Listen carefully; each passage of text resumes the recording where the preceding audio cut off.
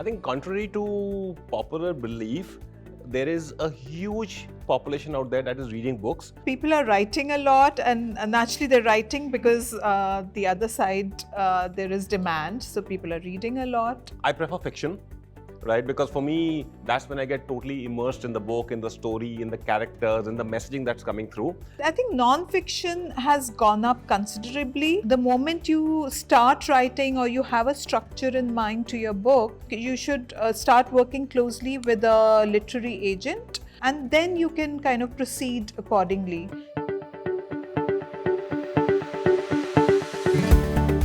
Hello everybody.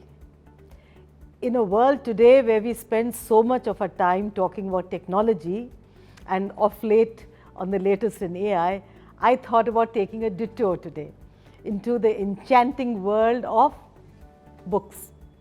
Amidst the clamor for digital presence, the humble book seems to be reclaiming its status.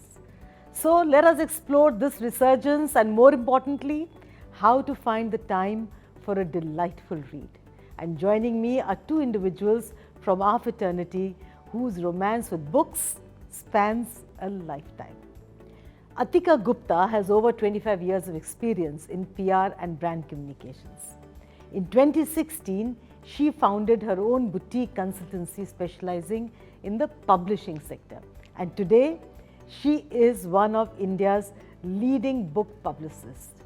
One of the prestigious assignments she successfully executed was the campaign for Indra Nuyi's memoir, My Life in Full, published by Hachette India. Thanks, Atika, for joining today. My pleasure. My other guest is Ajay Jain. An engineer and MBA, he had careers in IT and sports management before taking to journalism and photography. He has authored 11 print and over 50 electronic books and set up Kunzum, a chain of bookstores in Delhi NCR. These have been designed to promote literature and culture where the community comes together to buy books, attend events and make new friends all over coffee. Thanks Ajay for joining today. No, it's great to be here as always. In case you are enjoying watching my podcast, do subscribe to my YouTube channel, the link to which is given in the description. With that, let's get started. So, Ajay, you are one person who is totally surrounded by books, huh? But how many books do you actually read in, let's say, a month? I give myself a target of 20 books a month, but I read 3. Okay. Yeah. So. And what kind of books? Fictional, non-fictional? No, so I prefer fiction, right? Because for me, that's when I get totally immersed in the book, in the story, in the characters, in the messaging that's coming through. But I have a few non-fiction books always on my table or my bedside, right, which I keep going to on and off because they work more like reference materials or just, kind of just updating a little bit in little parcels. But yeah. Fiction I have to read end to end. And book or Kindle also at times? Oh, book by...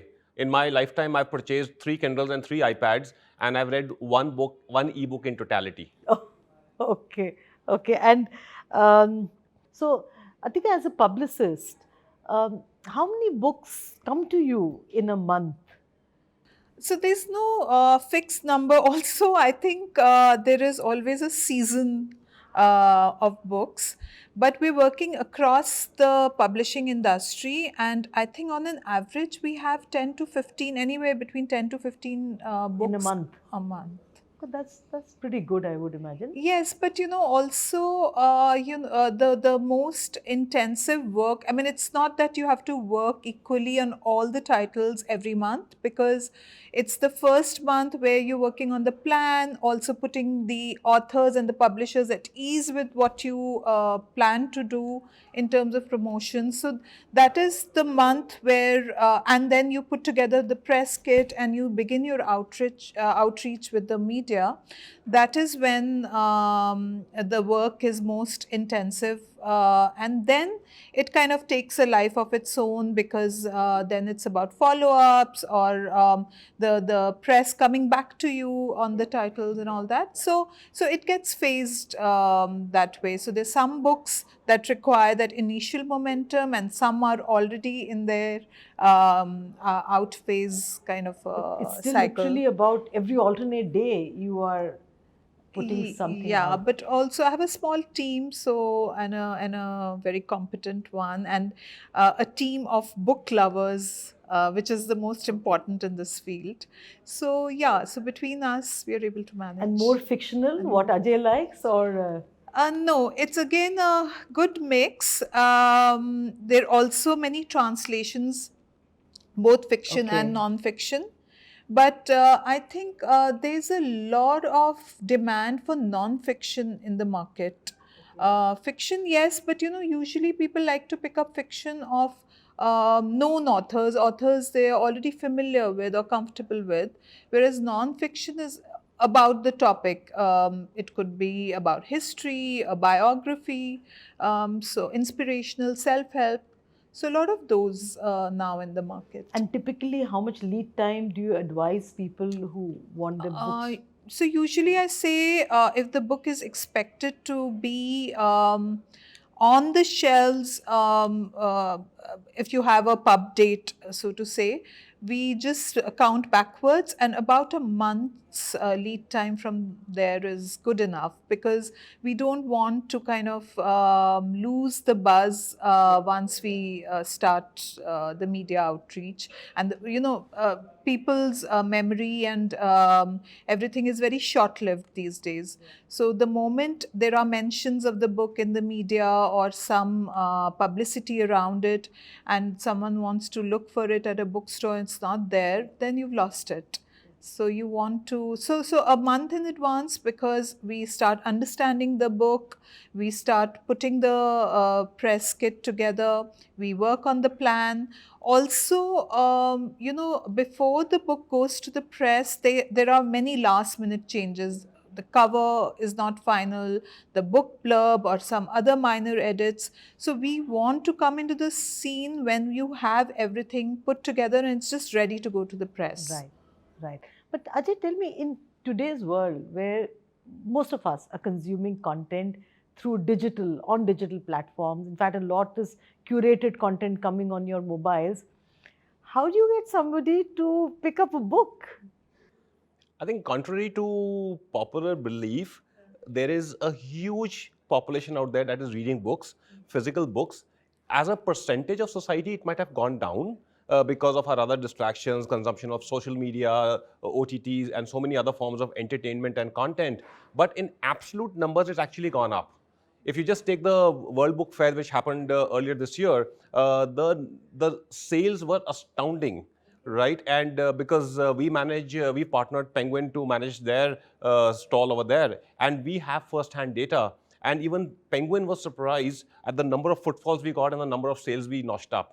So there are actually, in absolute terms, many, many more people reading than ever in history, actually. I hope it is reading and not buying. No, they're all reading, because books are, relatively now more expensive than they used to be earlier. So if somebody is buying a book, especially for themselves, chances are they're going to read that book. Yeah, yeah. Also, all the more now, because it acts as a good digital detox, and every one of us, I think, needs that now to just shut off from the screen time and go to actual reading. So are you also seeing a return to reading? Yes, more and more people also writing. Okay. So people are writing a lot, and naturally they're writing because the other side there is demand. So people are reading a lot, which is so good to see. And more of fictional or non-fictional? I mean, Again, both. Like as I said, I think non-fiction has gone up considerably because of the awareness. People want to know about whether it's a biography or the history. Again, again with the OTTs, emergence of OTTs and all of that, they get interested in history much more than ever, because now we have the history of the Europe, Russia, everywhere on our screens, and then we want to go back to study those, because we never had that in our school or college. Interestingly, you might think that social media is taking readers away, but it's actually also pulling in more readers. Why? Because now authors, publishers, and booksellers like us we are creating so much noise on social media. We are Right. reminding people of books and creating an interest. Right. So just like everything else which gets propagated on social media, Right. even books are. So more people are actually tempted to pick up books because there are many more events happening. Yeah, People yeah, attend yeah. events with friends who are book lovers, Yeah, and then yeah. kind of get sucked in also. Yeah. And what Atika is saying about the number of new writers emerging, while the established publishers do a few hundred new books a month, there are at least, if not more, 10,000 new books coming out through self-published platforms. Okay. What do you mean by self-published platform? People who just write the book and they go to a platform, Right. and you can pay them and they'll produce the book for you. So it won't be like one of the big names like Penguin, Harper and all. Right. But this is something that, and they have a kind of rate card. I see. You want to print the book just as it is, they'll do that. If you want editing services, design services, how many copies you want to print, so they have rate cards for everything. Fantastic. Yeah. Okay. Okay. So you don't need a literary agent, or I mean, you can directly No, go you to these can just platforms. directly go Yeah, on to but in that the investment is the authors, and the more they invest, the higher the quality of the book that comes out. Or like what Amazon provides, print on demand. So you put it on Amazon, and as and when someone places an order, they print a copy and send it to that person. So that's also self-published. Fantastic. But coming to Kunzum Cafe, which is a fantastic place to be in, I mean, the whole ambience is so good. Have you seen a change in the number or profile of people coming to the cafe? Yeah, so when we set up Kunzum Books as a chain of stores last year, they were clearly designed to be places where we promote literature, art, and culture. And that's why we, on every week between the 5 outlets, we host at least 15 to 20 events. While a majority of them are literary events, book launches, and book discussions and readings, we've done mini Lit Fest, we've done live music, theater, debates, stand-up comics, we've done all of it. Right, and the profile that's coming in is a mixed profile, but then it's also a kind of a great focus group that tells you that there is so much enthusiasm and vibrancy out there amongst people to be in a creative environment, to be making new friends, to be meeting new people, and everybody who's hanging around at Kunzum, right? I rarely see anyone actually on their phones. Okay. Yeah, adding to what Ajay said, the key to a bookstore is to give it that life. Yeah. Make it an experience and a different one from time to time for people to come in. Otherwise, it's very easy for people to just go online and purchase. But that entire experience of coming into the bookstore and looking forward to something, meeting people, attending a talk or a discussion, or an author being there. And he's got a full calendar. Yeah. Which comes in, which you can have a look. Absolutely. And And that's the right way to go. Yeah, so actually, like, we actually call ourselves the face-to-face book of social media. Okay. Right? Where you come and you socialize in a different environment, and it's only when you come to a bookstore do you discover stuff you're not looking for. And that's when you go back delighted that, hey, I got a great book that I wasn't even thinking, Right. and that an Amazon algorithm will never tell me about. Right. And there are so many good books which you actually need to pick up, feel, turn the pages, and then take a purchase decision, because online, it will not tell you what the book is really about, Right. what it's about.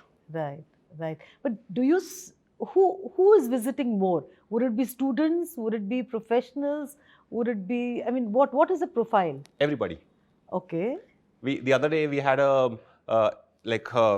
grandchildren were calling her Nani. So when I was calling her Nani, there was an 85-year-old lady, right? And she was, her daughter and her granddaughters were telling me that if she does not have 7-8 books lying around her bed and her bedside, she cannot sleep at night. Right? She came, the family checked with me, are you, aged guest friendly? Because so we said our GK2 store is, and and everybody's coming, like infants, 3 years, 4 years, to 80, 85, professionals, students, working professionals, lawyers, everybody's coming there. So like as publicists, we work closely with bookstores, and that's what we tell them. And we sometimes work on the calendar of activities that let it be across genres. It could be a cookbook or, a business leader, sometimes a fiction writer. It can appeal to anybody. Yeah, so accordingly, then, the profile of people coming into the store changes, and that's great for them. It's good for the book. It's good for the authors. Yeah, everyone. It's a win-win. Very, very interesting. But, for people in the corporate sector, where they are already under time pressure, Any suggestions you have on how people could take out time for book reading? I think the next time your partners need a breakout session, I want to have a discussion, bring them to Kunzum. Let them have the business discussion, and I'm telling you, they will go back changed people. I can Right. guarantee you that. It's a money back guarantee. Right. Okay, so what would you tell them in terms of the time investment they give and the value? What would be? I think for one thing, the first thing they will do when they come back is ask us to curate a private library on the wall behind us, right? Because the way we've designed the stores, I'm not trying to brag here, but the way we've designed the stores, the kind of vibe we've tried to create, right? It just kind of, and this is the feedback we've got from so many of our guests, they feel like browsing books, they feel like picking up books, they just want to stay there, enjoy a cup of coffee, reflect, talk to themselves, be with themselves. Even if they're having a personal or a business discussion, they just find it so much more conducive to be at a place like Kunzum. And because our entry barriers are so low, we say anyone can come in. You know, we discourage the use of Wi-Fi and laptops for good reason, but we say you come, you pick up books, you have a coffee. We don't have an extensive coffee bar. We keep it like absolutely a no fuss thing, like keep it minimalist, and that's what probably adds to the charm, right? So I would say, and today, see, when we're talking about the corporate sector, see, we are living in a knowledge economy, right? We are living in a creative economy, and the differentiator amongst professionals and companies is knowledge, information, creativity, right? And where does that come from, right? It comes from books. And I keep saying one thing again and again, by and large, every leader is a reader around the world. Repeat that again. Every leader is a reader. But if you want to nurture leadership within your organization and you want to have employee retention, right, you need to make them readers, because that's when they will imbibe knowledge. Why limit that thought process only amongst the people who reach the top? If down the line everybody is reading books, right, both fiction and non-fiction, they don't have to be reading business books day in and day out, right? There's so much out there, and that's when and that's the investment that business leaders need to make. It opens up and widens your perspective. No, that is really profound what you just said. And there are enough studies, right, both empirical and scientific, that talk about the benefits of reading for every class of society. There are Harvard papers, and everywhere they'll tell you why employees should be reading, why management should be reading. It's so important. You all invest so much in learning and development. Why isn't reading an intrinsic part of it? Yeah. I mean, couldn't agree more with you on that. But you mentioned about people taking to writing more and more. Any two pieces of advice that you would like to give to people? Actually, not my place to advise, because I really respect anyone who takes to writing. But having said that, to be able to get published with a good publisher, I think the moment you start writing or you have a structure in mind to your book, you should start start working closely with a literary agent, because they are the people who are the interface between the author and the publisher. And sometimes, and many times, a good agent can help them put the entire manuscript and what is required to get a publisher on board, put it together. And also maybe, just one chapter into the book, and with just a manuscript which is in its initial stages, what is working, what is not in terms of publishing it, and then you can kind of proceed accordingly. So, the moment you have some structure and even if it's just one chapter that you've written, I think you should just get a literary agent on board and go about it in a more systematic and professional way. That's my only advice. And Ajay, finally, last question back to you. What's next? Are you going to open up more cafes outside NCR or some new concept? One thing we are not getting fussed about is this capitalist chase to expand. Okay. What we are here to do is expand readership, whether we set up more stores or not, but we really want to do community building at a national level, right? We have these programs which are different. We have book club programs, we have community programs, we are going to corporates, we are going to schools, we are going to residential neighborhoods. The whole idea is take the bookstore where people are, right? Through events and pop-ups and any other means, and build a community, right? So we are here to really invest in expanding readership and not necessarily set up more stores. We may set up more stores, we may not. I don't know, right? But we are not getting fussed over it. And one of the pet ideas I have in mind is you have all kinds of retreats. What I would like to set up, maybe like just a couple of hours from Delhi, so people can just drive up, is what I would call a reader's retreat. Wow. Wow. Right? That's And interesting. we actually already have the land for it. These are mango orchards about 2 hours away from Delhi. Okay. And the idea is that create some sustainable housing over there. Okay. People go and check in. And all they need to do is there'll be like a library of books for them. They Yeah. can take as many books as they want. They can read over there. In the morning, they can get up. They can go to the field. They can pluck all the vegetables or whatever they want for the day, right? And make their own breakfast, lunch, and dinner, because we grow everything there. In summers, you can pluck fresh mangoes and have those, and just read books and make new friends and spend as much time as you want, and then come back. So that's an That idea. sounds fantastic. Discuss your Yeah. favorite books. No, that sounds amongst the- fantastic. We're like-minded people also over there. Wish you all the best. We Yeah, look forward thanks so to much. seeing this retreat as the Yes, next stop looking for forward you. to that, Ajay. So now I have a few, as a rapid fire, a phrase I would say, and Okay. then you're quick. Feels like we're on Coffee with Karan. Thank you No, for you're that. going to go nuts in Nandini now. So, okay.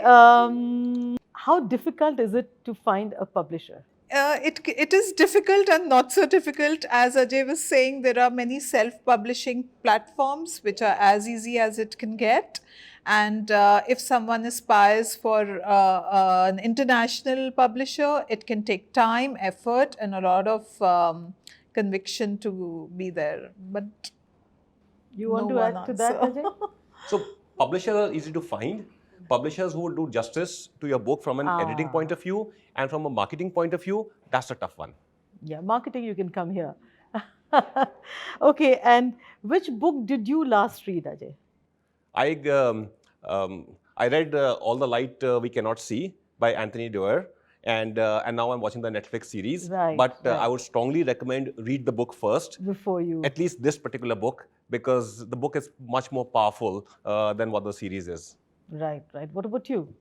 I just read A Confederacy of Dunces by Toole. It's full of humor, and I just needed something light I just finished reading a thick book on the history of the Ottomans, and I needed Now you're going to be reading fiction. this. Yes, I Yeah. look forward to that. Yes. Okay, and which book from childhood do you remember as Um, something you really There are enjoyed? many books actually. Any author Snow from White childhood? and the Seven Dwarfs, or Little Women actually. Okay. It was very impactful. It left an impact. So yeah. I actually read when I was 7 or 8 at a neighbor's place, I read a Hindi version of a Ramayana, which was about 150 pages, I still remember. And what I distinctly remember, I finished it in one sitting. How is And- that possible? Yeah, it is possible. And that's I think outside my course books, that's probably the only Hindi book I've read cover to cover. Seriously, Yeah. in one sitting? Yeah. Wow, that is really something. I think at 7, 8 years old, our brains tick much faster than they do now. That's I true. remember, and I think I mentioned to you also, William. Yeah. That was one book. That I read recently after your Oh, recommendation. you read that? Okay, and master storyteller in India. That's a tough one. I'll get into trouble. I work with all Yeah. authors, so I'll pass. There's so many actually. Okay, So, wrong but- question asked. No, but I can name fiction, Amitav Ghosh, Chitra Banerjee, Divya Karuni, I really like. William Dalrymple is a great storyteller if you want to read anything on history. So yeah, I don't know if Arundhati you Roy. read, sorry, I'm going out of what I thought. Yeah. Alex Rutherford and his entire series No, of Babur, haven't. Akbar, Humayun, Jahangir. No, They are but super. Are they there at Kunzum? heard- I'll have to check. They are super, heard, super yeah, I've heard, but outstanding. I I've mean, not I have, read. for one, I've read them probably a few times over. They are so good. A storyteller abroad. Oren Pamuk. I would be totally lost on abroad. Well, I think there are so many of them because I've just recently read Anthony Doerr. I think that's one great benchmark of storytelling. So let's go with that. What about comics? The whole life that at least I had with comics. What is your take on that? So I today? start my day, I still get newspapers. I get 3 newspapers a day. The first section I open, I used to open sports at one time. Now I open the comics section. Seriously? And you'll be amazed at the work that is going on in the graphic novel and comic space today. Okay. The kind of books that are coming out, and even adaptations, comic adaptations and graphic novel adaptations of some of the most famous books you've read, including To Kill a Mockingbird, 1984. You have that as a comic? As graphic novels or comics. Sapiens is a series of comics. And then there are books being written, serious works which are coming only as what you would call, well, they call graphical novels, but they're actually designed like comics, and they could be dealing with issues like Palestine or feminism, or there's so many issues Even out there. Sapiens has come out as So Sapiens 2 volumes have already yeah, come out, yeah. but they haven't still completed the whole book, but more volumes Look are at that. expected. I mean, that's And amazing. really storytelling if you can And manage to get it in those little blurbs. In fact, Yeah. yesterday a customer called up asking if we have Animal Farm. I said, are you looking for the original or the graphical version? And when we explained to her that there's a graphical version of Animal Farm because she wanted it as a gift, she was so pleasantly surprised and she picked that up. Very interesting.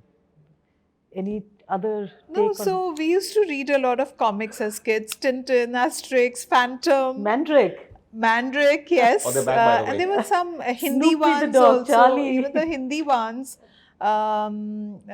So yeah. But and there was just such good distractions in between all the other academics and your other book reading and the Blytons and all that. Just do a comic. We forgot to and, mention Archie and Satsak. Archie, yes, Satsak. of course. Yeah, Yeah.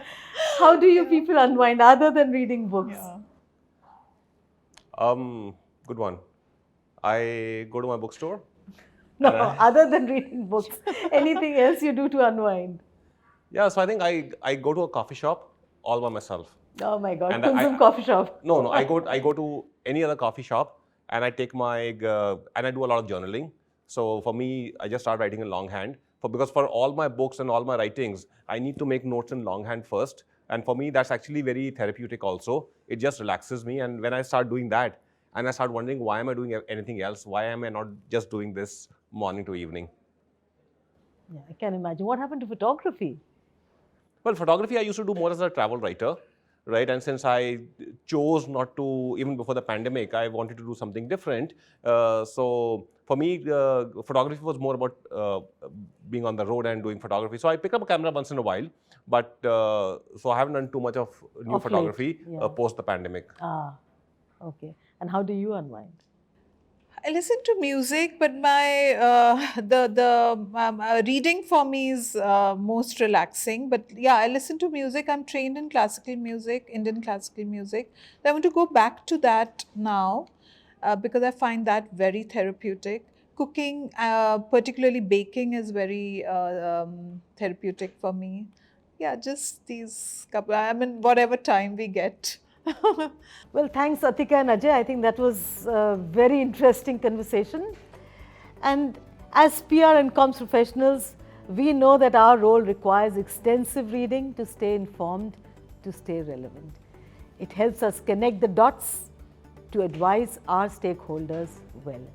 I hope the discussion with Ajay and Atika would be a reminder of the treasure trove of wisdom and imagination that books hold. I came across an interesting quote by Groucho Marx. He humorously quipped, "I find television very educating. Every time somebody turns on a set, I go to the other room and read a book." Before I end, do consider sharing a book that you would like to recommend for reading in the comments. And with that, wishing many of you too get smitten by the charm of the written word. Thank you.